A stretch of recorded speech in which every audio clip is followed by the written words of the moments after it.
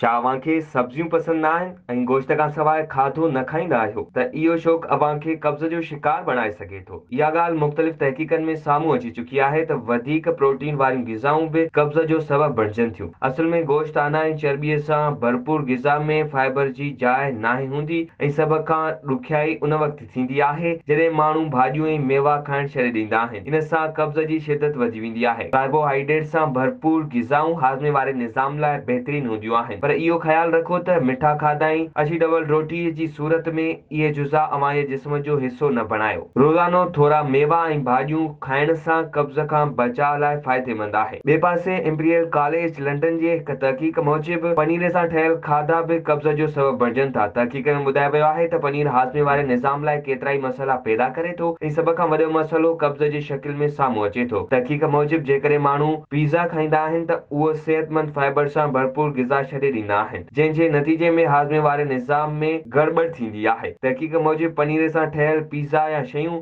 माण्हू अणॼाणीअ में वधीक खाईंदा आहिनि, जंहिं सबबु कब्ज़ जो ख़तरो वधी वेंदो आहे। उन जी भेट में फाइबर सां भरपूर ग़िज़ाऊं अहिड़नि मालिक्यूल सां भरपूर हूंदियूं आहिनि जेकी अव्हां जो पेट जल्दी भरे वधीक खाइण खां रोकींदा आहिनि।